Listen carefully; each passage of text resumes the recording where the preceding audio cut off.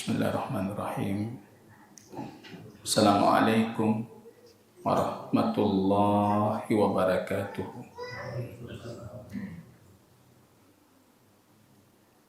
Alhamdulillahi rabbil alamin. Wassalatu wassalamu ala sayyidil anbiya'i wal mursalin wa ala alihi wa ashabihi ajma'in, amma ba'd. Ikhwatal iman, a'azzani Allah wa iyyakum jami'an. Puji dan syukur yang tiada henti kita panjatkan kehadiran Rabb kita Allah Rabbul Alamin. Segala petunjuk, hidayah, inayah, riayahnya Allah, tarbiyah Allah yang sangat khusus untuk hambanya yang beriman dalam bentuk majlis ilmu, majlis zikir, majlis yang mengkaji ayatnya, mengkaji hadis dan petunjuk baginda Rasulnya sallallahu alaihi wasallam. Kita berada dalam nikmat yang luar biasa agung, nikmat yang luar biasa kemuliaan, yaitu hadir dalam majlis ilmu, raudhatun min riyadhil jannah, taman dari taman-taman surganya Allah, yang disebutkan oleh Al-Imam Ibnu Rajab Al-Hambali rahimahullahu ta'ala, lam yadhuk, mereka tidak akan pernah merasakan bagaimana surganya akhirat kalau sekiranya mereka tidak merasakan kenikmatan di surga dunia. Yang beliau maksud adalah majelis ilmu. Kalau belum merasakan nikmat berada dalam majelis ilmu, Anda tidak akan merasakan bagaimana nikmatnya surganya Allah di hari akhirat kelak. Salawat dan salam jamaah kaum muslimin kita doakan kepada Allah Rabbul Alamin agar mencurahkannya ke Habib kita baginda Rasulullah sallallahu alaihi wasallam. Kita sedang mengkaji satu hadis agung dari baginda Rasul, yang baginda Rasul kita diberikan jawami'ul kalim, berbicara sedikit tapi kandungan ilmu, hikmah, faidah di dalamnya luar biasa besar. Kita mengkajinya dan memotongi hadisnya potongan-potongan dalam bentuk majelis-majelis ilmu yang mengkaji di situ tentang hakikat akidah dengan mengkaji hadis yang jami' fil aqidah. Al-hadisu al-jami'u fil aqidah. Itu hadis ketika baginda Rasul melakukan salat tahajud di malam harinya dalam riwayat Imam Muslim, dan hadis ini yang beliau bacakan sebagai doa istiftahnya. Allahumma an lakal hamdu anta qayyimus samawati wal ardu wa man fihinna. Kita sudah menjelaskan itu apa maksud dari Allah qayyim as-samawati wal ardu. Walakal hamdu anta nurus samawati wal ardi wa ma bainahuma wa man fihinna. Dan apa maksud Allah nurus samawati wal ardi. Walakal hamdu antal malik, walakal hamdu antal haq, wa wa'dukal haq. Engkau maha benar, janjimu maha benar, firmanmu maha benar, wa liqa'uka haqqun, berjumpa denganmu juga pasti. Dan kemarin kita berhenti di sabda baginda Rasul, wal jannatu haqq. Dan malam ini jamaah kaum muslimin saya ingin mengkhususkan tentang jannah. Sebelumnya kita janjikan ini ada 12 poin, satu poin satu pertemuan. Tapi rasanya kalau untuk jannah kita butuh 3 pertemuan. Sebelumnya sudah kita bicarakan tentang muqaddimah jannah, surganya Allah. Hari ini kita lanjutkan rincian awsaful jannah, seperti apa surga itu. Dan nanti di pertemuan selanjutnya dengan izin Allah Ta'ala kita lanjutkan kembali tentang kekekalan, keabadian surga dan nerakanya Allah Tabaraka wa Ta'ala. Dan nanti ketika masuk ke hadisnya wan naru haqqun, neraka itu juga pasti, kita juga akan mengkhususkan 3 pertemuan untuk neraka supaya keimanan kita tentang bagian dari rukun iman terhadap hari akhirat itu. Al-Jannah itu bukan imannya orang awam. Orang awam cukup meyakini surga ada. Surga pasti. La syakka fi. Tidak ada keraguan di dalamnya. Surga itu sudah ada. Surga itu abadi. Dah cukup. Tapi sejatinya orang beriman harus mengetahui detail tentang awsafil jannah. Bagaimana surga itu? Harus detail. Kiban tanah surga, kiban rumah di surga, kiban urang di surga. Detail. Dan bagi kita yang sudah mengetahui detail, berkewajiban mengimani secara detail. Jadi Anda punya pilihan, jamaah kaum muslimin, kalau mau duduk sampai Isya, berarti wajib beriman detail. Malum baik menang Ustaz, kajit lagi baru sama tajid tebi juga. Makin bertambah ilmu, makin raya tanggung jauh. Kalau Anda sudah tahu detail, itu wajib mengimani secara detail. Kalau Anda tidak tahu detail, Anda cukup mengimani surga itu ada, sudah tercipta, yang masuk di dalamnya kekal abadi. Apa yang Anda tahu tentang surga, Anda imani. Nah, sepakat dulu kita berbicara detail tentang surga. Kalau mau yang lebih detail lagi, barangkali sudah banyak diterjemahkan. Kitab Al-Imam Ibnul Qayyim rahimahullahu ta'ala. Nuzhatu dan Nuzhah Al-Jannah, bertamasya ke surga, yang sering diterjemahkan.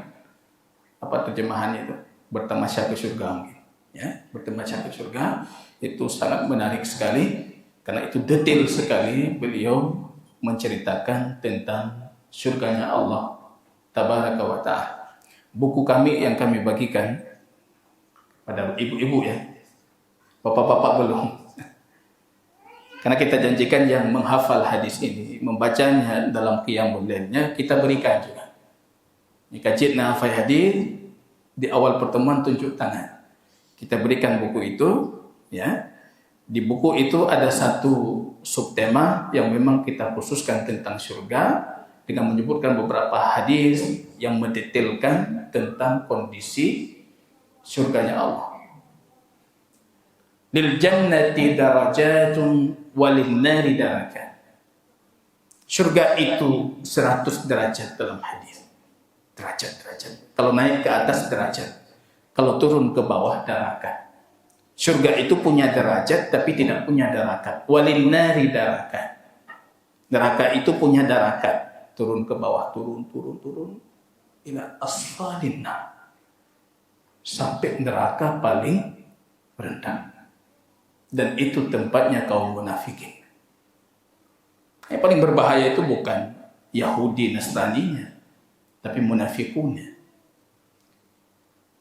Fi darki asfali minan nar, di kerak paling dalam, itu namanya neraka. Yang kita bicarakan ini derajat surga. Wa baina kulli darajatain yatara'a ahlu jannah, kata Rasul, antara 2 derajat saja itu seperti kita melihat bintang yang berkelip di ufuk yang tinggi. Kalian bintang berkelip itu yang dilihat oleh penduduk surga di derajat yang paling bawah, melihat yang derajat di atasnya. begitu seterusnya sampai 100 derajat. Dan derajat paling tinggi Al-Firdausil A'la. Kalau minta surga kata Rasul, fas'alillah al-Firdaus al-A'la. Awsatil jannah. Yang paling tinggi dari surga, yang terbaik dari surga, wa minha tufajjaru anharul jannah, dan darinya mengalir air sungai surga. Kalau minta sama Allah, minta paling tinggi kan? Kalau kata Hamka dulu itu, kalau kamu punya cita-cita setinggi langit, hana merempok setinggi langit, memperoleh setinggi langit. Cumanya cita-cita setinggi batang kelapa, hana merempok dengan ke batang olive. Fas'alillah al-Firdaus, minta Firdaus. Derajatnya jauh sekali kan? Tidak cukup kita yang penting masuk surga. Kalau Anda beriman pasti masuk. Kalau bukan sabiqunal awwalun, masuk setelah dimasukkan dari nerakanya Allah. Fal'iyadzubillah. Selama ada durrah tauhid, biji tauhid di dalam dadamu, pasti kamu dimasukkan ke dalam surganya Allah. Tapi kita mau masuk dalam golongan yang pertama kali masuk, di tempat yang terbaik dari surganya Allah, di tempat siddiqin, di tempat nabiyyin, di tempat paling tinggi, yang bisa berjumpa dengan Rasul Sallallahu Alaihi Wasallam dalam sehariannya di surga. Enggak mungkin Rasul derajat paling tinggi, tanya dia. Bisa nggak kita lihat Rasul? Bisa. Nanti ada padang mahsyar, ada tempat hisab, ada mizan, ada sirat. Di situ kita akan melihat Rasulullah. Tapi di surga bisa membersamai baginda Rasul belum tentu. Fa'inna ala nafsika bikasrati sujud, kata Rasul. Ketika ada sahabatnya yang meminta, bisa aku bersamamu di surga ya Nabi Allah, maka bantulah aku atas dirimu dengan banyak sujud. Nah, cari yang paling tinggi. Derajat jannah. Kita masuk jamaah kaum muslimin, dan kembali saya ulangi, karena pertemuan terakhir sebelum Ramadan. Itu bagian pertama tentang surga. Angkat dua. Nanti diulang kaji lagi. Bagaimana cara mereka masuk surga? Siapa yang pertama kali masuk surga? Siapa yang terakhir kali masuk surga? Apa makanan pertama di surga? Kalau kita nggak tahu malu kita, Yahudi aja tahu. Yahudi dulu menguji baginda Rasul, mengetes baginda Rasul. Butuh ya Rasulullah bukan? Wahai Muhammad, apa makanan pertama penduduk surga? Apa? Puan. Ya. Karena umpu. Apa makanan pertama kita di surga? Halo Yahudi. Yahudi itu pertanyaan Yahudi memuji Rasulullah. Rasulullah menjawab, kabid al-hud. Kabid al-hud. Hatinya ikan hiu.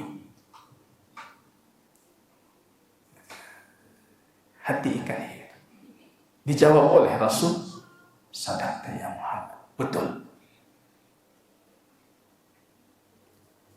Yang pertama kali masuk surga Muhammad, Nabiullah Muhammad sallallahu alaihi wasallam. Yang akhir masuk surga hadis Al-Bukhari, satu orang laki-laki dan dia dikeluarkan dari neraka ketika semua penduduk surga sudah masuk ke dalam surga.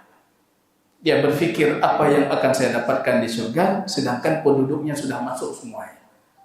Jatahnya mana lihat? Lagi tanya jawab Khauri, Pak. Urun terakhir terus Pak Khauri. Dia berpikir apa yang saya dapatkan. Allah mengatakan, bagaimana kalau aku berikan kepadamu seperti kerajaan raja terhebat di dunia. Dia tertawa mengatakan, ya Rabbi, itu sangat cukup bagiku. Aku kali 2 kali, aku kali 3 kali. 3 kali raja yang paling hebat di dunia, yang punya kekuasaan segalanya, penduduk surga terakhir, dia 3 kali itu dia dapatkan. Itu yang terakhir masuk surga. Golongan pertama masuk surga, berapa orang? 70 ribu orang.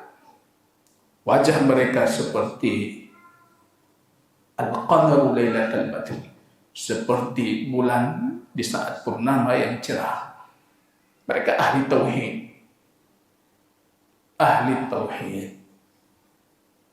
Yadkhuluna al-jannata bighairi hisabin wala adzab. Jangankan diazab, dihisab pun tidak. Anak pilih lolos. Ahli tauhid, jauhi syirik. Semua yang unsur memungkinkan membuka pintu kesyirikan tutup. Jangan masjid semayang, karena pasti itu diterima. Jauhi syirik, kokohkan tauhid, wa ala rabbihim bitawakkal. Tawakal kepada Allah. Tawakal kepada Allah. Tidak meminta diruqyah, tidak mengobati dirinya dengan kai api. Masuk ke dalamnya hari ini pengobatan-pengobatan yang menggunakan laser. Itu kata para ulama, masuk ke dalam pengobatan menggunakan api yang bukan tidak boleh, tapi yang hukumnya dihukumi oleh para ulama sebagai pengobatan yang makruh. Dalam kondisi kita tidak punya pengobatan selain itu, tentunya itu harus juga kita tempuh sebagai alternatif pengobatan. Wa ala rabbihim yatawakkalun. Kita juga sudah menjelaskan bagaimana kondisi, saya teringat di pertemuan sebelumnya sudah menjelaskan bagaimana kondisi orang beriman di pintu surga, tentang syafaat baginda Rasul sallallahu alaihi wasallam, sampai baginda Rasul membuka untuk mereka pintu surganya Allah. Sekarang kita masuk ke detailnya. Beriman tentang adanya surga itu wajib. Beriman tentang kekal abadinya surga wajib. Beriman tentang surga sudah diciptakan wajib. Dan keempat, beriman tentang detail kondisi surga yang kita tahu dari Allah dan Rasulnya wajib. Detail ini seberapa banyak kita tahu, makin banyak kita tahu, makin banyak kewajiban yang harus kita imani. Abwabul jannah, pintu surga. Berapa pintu surga? Padim 8. Pintu neraka 7. Pintu surga 8, pintu neraka 7. Makin jika ada yang 7 Yang banyak peluangnya lebih besar 8. Neraka pintunya 7, tapi hampir semua kita suka yang 7 tadi, yang sedikit pintunya. Karakteristik manusia apa? Ini pintu rame orang jatuhnya bubak rame ya. Katanya susah, berpintunya sih. Pintu yang lapang itu menandakan rahmat Allah. Sabaqat ghadabi, mendahului kemurkaannya Allah, dan itu tertulis di bawah arsy-Nya Allah. Rahmati sabaqat ghadabi. Jadi Ar-Rahmanir Rahim ayatnya sebelum Maliki Yaumiddin, Raja harap. Setelahnya baru Maliki Yaumiddin, khauf, takut. Takut. Ada raja, ada harap, ada takut. Allah buka peluang raja lebih besar, pintu surga 8. Kita tahu pintu surga 8, tapi kita tahu tidak hadisnya apa. Dari mana Anda dapat angka 8? Dari hadis baginda Rasulullah, dari ayat Al-Quran, dari hadisnya baginda Rasul. Dalam beberapa hadis baginda Rasul sallallahu alaihi wasallam, seperti hadis Umar ibn Khattab atau hadis Uqbah ibn Amir, yang ketika masuk ke majelis baginda Rasul sallallahu alaihi wasallam, Uqbah ibnu Amir datang kajian baginda Rasul terlambat. Hanya kedengar dari phone. Ketika itu Rasul mengatakan, "Ma minkum min ahadin." Coba dengarin, amalkan. Tidak ada satupun dari kalian dia berwudu, dia sempurnakan wudu. Kemudian dia sholat 2 rakaat biqalbihi wa wajhihi. Hatinya itu untuk salat, wajahnya untuk salat, khusyuk. Khusyuk dalam, khusyuk anggota badannya. 2 rakaat saja. Apa kata Rasul? Illa wajabat lahul jannah. Kecuali Allah tetapkan untuknya syurga. Uqbah ibnu Amir baru masuk majelis mendengarkan hadis itu. Apa kata Uqbah? Faya ajabah. Alangkah hebatnya. Hayu dan hadisnya. Wudu, salat 2 rakaat, Anda sudah dapat syurga. Hebat hadis itu. Ini yang saya iri dengan sahabatnya Rasulullah jemaah. Mendengar 1 poin tentang surga itu sudah cukup. Itu motivasinya besar sekali. Kita jelaskan detail surga dari A sampai Z, tapi iman anak utama. Dumpu itu tentang surga, tes. Tapi iman anak utama. Ya ke Allah, mengharap surga. Coba bayangkan itu Abu Dujana dalam perang itu. Cuma Rasul mengatakan, kalian bersegera menuju surganya Allah yang luasnya lebih daripada langit dan bumi. Bahkan. Hebat, luar biasa. Kalau sekiranya surganya seperti itu, ini kurma yang saya makan, ini saya menunggu sampai selesai saya habiskan, itu terlalu lama untuk masuk surga. Gepupa kurma gemupra, syahid. Padahal cuma Rasul mengatakan surga seluas langit dan bumi. Udah cukup itu. Kita tanya, bagaimana istana di surga? Detail kita jelaskan. Tanah surga, angin surga, udara di surga, pohon di surga, detail kita tahu, Pak. Salat tinggal, jamaah tinggal. Nah, ini iman kita dipertanyakan. Wajar, Pak. Sahabat, satu aja ya. Uqbah mendengar hadis itu luar biasa. Jadi nyaman sekali kita wudu, salat 2 rakaat, wajib surga. Ketika beliau mengatakan luar biasa sekali hadis ini, rupanya beliau mendengar suara dari belakang. Walladzi qablahu a'jab. Yang sebelum kamu dengar itu lebih luar biasa lagi. Berpaling Uqbah, rupanya di belakang Umar ibn Khattab. Umar lebih duluan datang. Ada hadis yang tidak didengar oleh Uqbah. Umar mengatakan, aku lihat kamu baru masuk. Hadis yang belum kamu dengar lebih hebat lagi. Ini tengah majelis ke berapa? Ini ceritanya Rasulullah di depan. Uqbah bertanya, apa hadis tadi? Hadis yang bunuh analung dengar po hadis. Umar mengatakan, Rasul kita mengatakan, tidak ada satupun dari kalian berwudu dan menyempurnakan wudu. Kemudian dia mengatakan, asyhadu an la ilaha illallah wa asyhadu anna Muhammadan Abdullah wa rasuluhu. Kecuali orang yang mengatakan itu akan dimasukkan dari surganya Allah yang punya 8 pintu, dari pintu mana yang dia mau. Kan lebih mudah lah memang. Anda wudu, sempurnakan wudu. Kemudian Anda mengatakan asyhadu an la ilaha illallah wa asyhadu anna Muhammadan Abdullah wa rasuluhu. Kecuali orang yang mengatakan itu akan diberikan kesempatan masuk surga dari 8 pintunya, pintu mana yang dia mau. Pak Umar mengatakan hadis yang tidak kamu dengar itu lebih hayu loh. Dia tidak perlu salat 2 rakaat, Tidak diminta untuk khusyuk dalam 2 rakaat. Itu cukup dia mengatakan asyhadu an la ilaha illallah wa asyhadu anna Muhammadan abdullah wa rasuluhu, kecuali dia diizinkan masuk surga dari pintunya yang 8, dari manapun pintu itu yang dia mau. Ini yang pertama, pintu surga. Berapa pintu surga? 8. 8 pintu ini ditafsirkan oleh hadis baginda Rasul.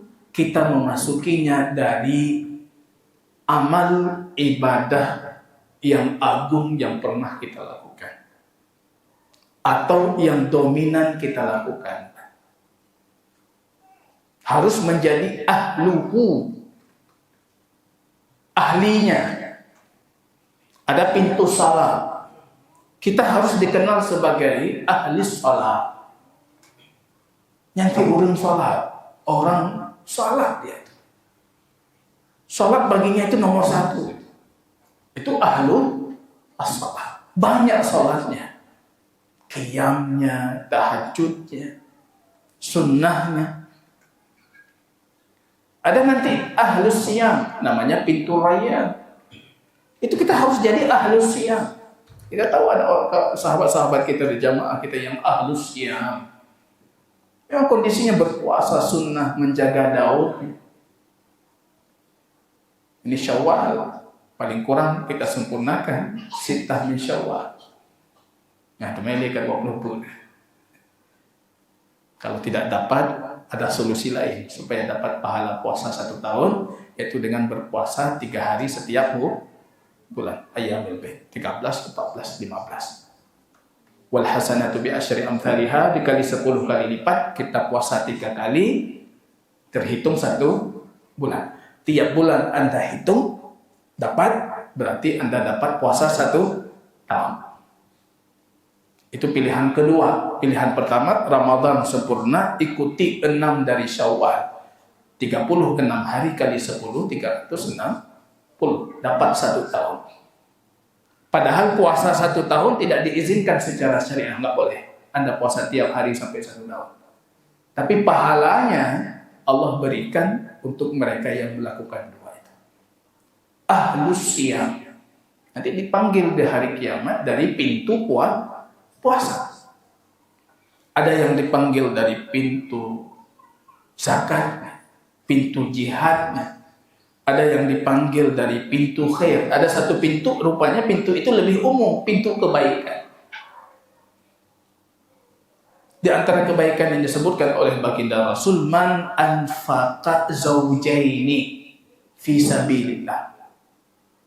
Orang yang pernah menginfakkan 2 pasangan di jalan Allah,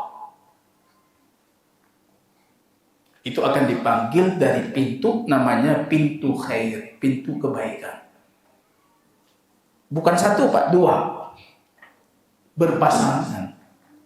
Ditafsirkan oleh Nabi ketika ditanyakan oleh Pak, apa itu pasangan? Pasangan itu maksudnya 2-duanya. Kalau sekiranya dia berinfak, misalnya membantu di medan jihad dengan kuda perang, dia menambah perbekalan di atasnya, berarti 2 pasangan. Kalau dia memberikan ini, dia menambahkan untuk itu 1 lagi, berpasangan. Ini penting kita muraat bagi yang mampu berinfak. Karena kalau infak itu 2 boh dan jawab. Nyan hondalun, nyan motolun, cok fisabilillah. Itu anfaka zawjain.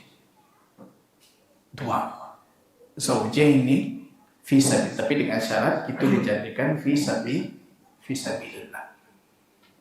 Jadi saudara-saudara kita di Qatar itu ruh infaknya luar biasa dan cerdas. Dulu beberapa tahun ada yang menghubungi karena infaknya sedikit, nafkahnya sedikit. Ya bertanya, ini saya mau nafkah sedikit ini tapi bermanfaat apa? Saya bilang, udah berapa uangnya? Kalau kita rupiahkan 25 juta. Kita mau Honda. Ya sudah, Honda itu saya berikan untuk seorang dai ada di Takengon. Antum kalau dakwah tetap pakai Honda ini. Anda bisa bayangkan itu, Honda itu mungkin sampai hari ini masih ada, masih digunakan di dakwah. Kadang yang munfiknya udah lupa dia pernah memberikan itu. Itu orang cerdas dalam berinfak. Nggak putus-putus kebaikan, diwakafkan. Dan juga satu jamaah memberikan saya Honda. Ustaz, ini Honda wakaf untuk sekolah. Ya bismillah. Kegiatan-kegiatan sekolah yang bermanfaat, Honda itu digunakan. Ya udah putar kalau Honda-nya. Ini man anfaq. Nanti dipanggil dari pintu kebaikan. Yang infak, kebaikan-kebaikan yang tidak khusus tadi disebutkan. Itu pintu 8 itu cara masuknya beragam. Tergantung ahlinya. Ahli salat min babis salat. Abu Bakar As-Siddiq bertanya, hal minna min ahadin yud'a min abwabi kulliha. Ada enggak dari kami yang dipanggil dari semua pintu? Mandung pintu ya Pak Uru kiamat, rontamong keno. Naam ya Abu Bakr wa anta minhum. Dan engkau salah satu darinya. Pintu salat ia, pintu puasa ia, memang ahli dalam segala ibadah. Dalam puasa beliau, dalam salat beliau, dalam iman beliau, dalam jihad beliau, dalam pintu kebaikan beliau, dari semua pintu dipanggil. Nah, mangata iya dari Bandung itu, mangata. Daripada tak preh tak pintu, nyomantung pintu kita mau. Nah, itu VVIP itu. Ya, dari semua pintu dipanggil. Mudah-mudahan jamaah kaum muslimin, kajian seperti yang memotivasi kita untuk ibadah kepada Allah Rabbul Alamin, sehingga nantinya kita dipanggil dari pintu-pintu surganya Allah. Sudah tahu itu pintu surga 8, berapa luas pintu? Rasul mengatakan walladzi nafsi biyadihi. Dalam satu riwayat baginda Rasul sedang makan tengah gepajuhu. Bukan makan nasi, waktu itu beliau makan sari walahmi. Sari itu bubur daging kambing. Dan beliau sedang mengunyah ini betisnya. Betis kambing. Betisnya, kalau kambing apa itu? Di bawah pangkal paha itu apa? Betis. Dan itu kesukaan Rasulullah. Itu daging yang paling digemari oleh banyak sahabat. Dah tahu menyena betis ke Rasulullah. Rasul sedang makan itu, sedang mengunyah gepiu. Walladzi nafsi biyadihi.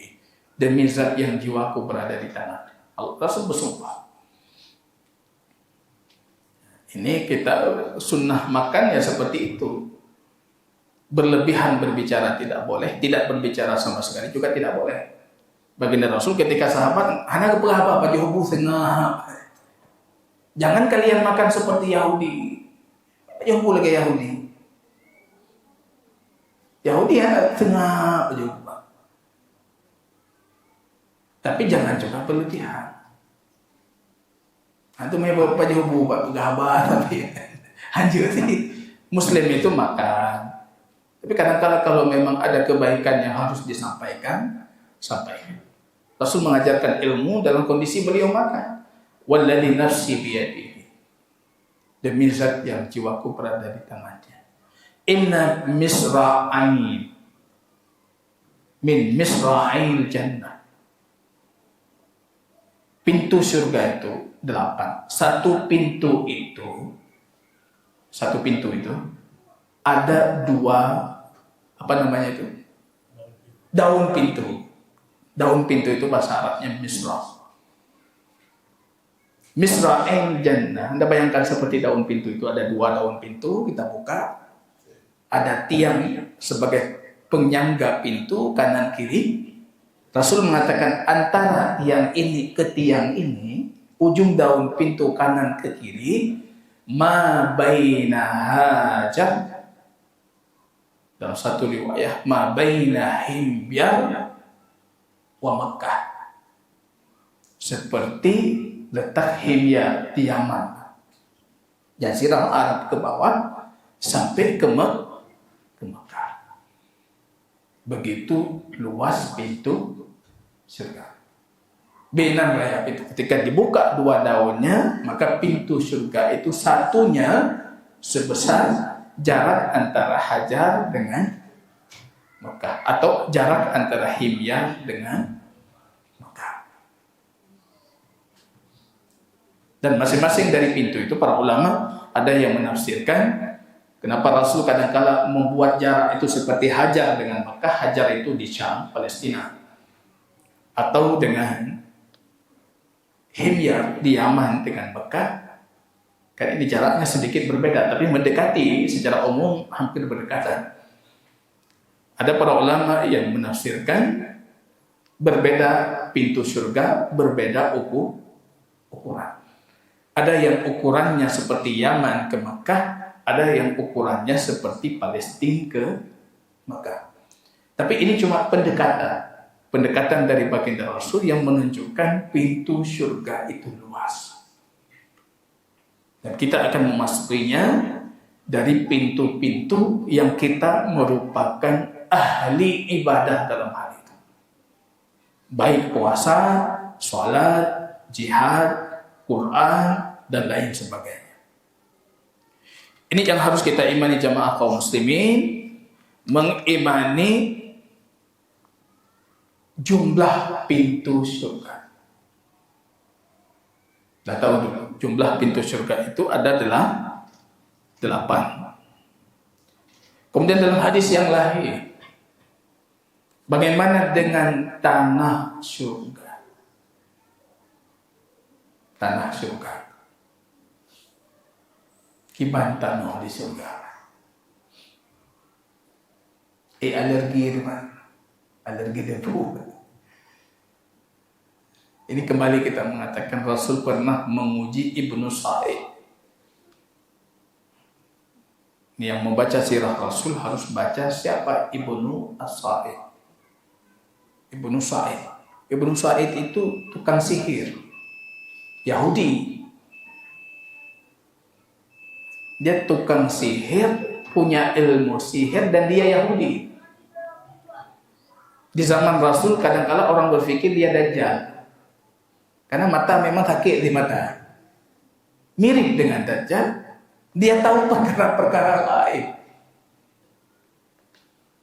Bahkan pernah Umar ingin membunuh. Rasul mengatakan jangan. Rasul pun ragu, ini Dajjal atau bukan. Kalau sekiranya dia Dajjal, maka kamu tidak bisa membunuhnya. Karena yang bisa membunuhnya cuma Isa al-Masih. Anak pupa orang aja depan. Ya biarkan dia. Rasul seringkali menguji Ibnu Sa'id.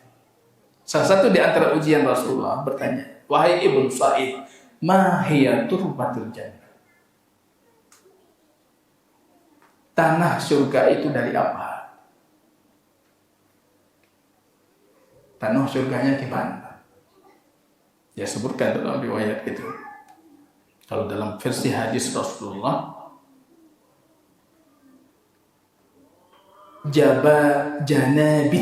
janabit al-lu'lu. Lu'lu mutiara. Kalau versi hadis Ibnu Sa'id itu, tanah surga itu tanah yang halus, kata beliau. Putih bersih, halus, dan baunya itu kasturi, al-misk.